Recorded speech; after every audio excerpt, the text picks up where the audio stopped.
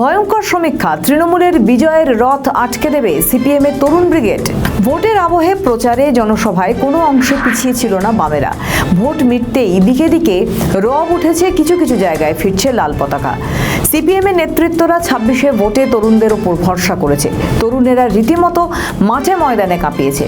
বিভিন্ন জায়গায় গিয়ে শাসক দলের একাধিক দুর্নীতির কথা তুলে ধরেছিলেন সিপিএম প্রার্থীরা।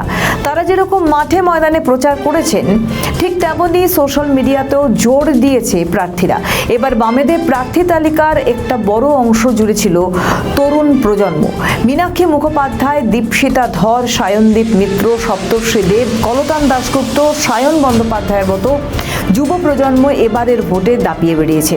বিমান বসু প্রত্যেক প্রার্থীদের হয়ে সামনের সারিতে থেকে প্রচার করেছেন। দীর্ঘ খরা কাটাবে বাম বলছে সমীক্ষা। সমীক্ষা বলছে বেশ কয়েকটি জায়গায় উড়বে লাল আবির।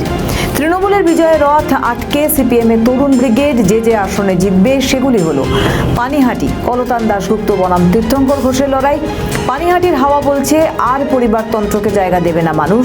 বামেরা কলতানের হাত ধরে শূন্যের গেরো কাটাবে বলছে সমীক্ষা। বরানগর, সায়নদীপ বনাম সায়ন্তিকার লড়াই।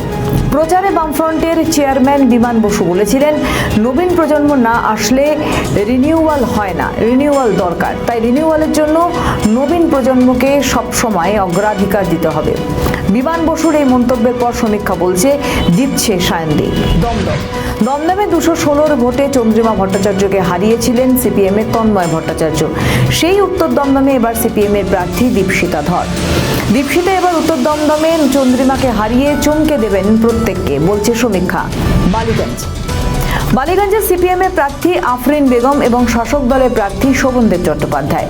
বিরোধী দলের তরুণ বনাম শাসক দলের প্রবীণের লড়াই হয়েছে হাড্ডাহাড্ডি। সমীক্ষা বলছে প্রবীণ নয়, এগিয়ে যাবে তরুণ।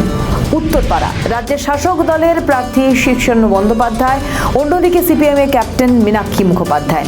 প্রায় 70% মানুষ বলছে উত্তরপাড়ায় মীনাক্ষী জিতে উত্তরপাড়ার হাল শক্ত করে ধরবে। মীনাক্ষী মুখোপাধ্যায় শুধুমাত্র একজন প্রার্থীই নন, তিনি বর্তমানে বামেদের সবথেকে জনপ্রিয় ফেস। সমীক্ষাও বলছে জিতছে মীনাক্ষী।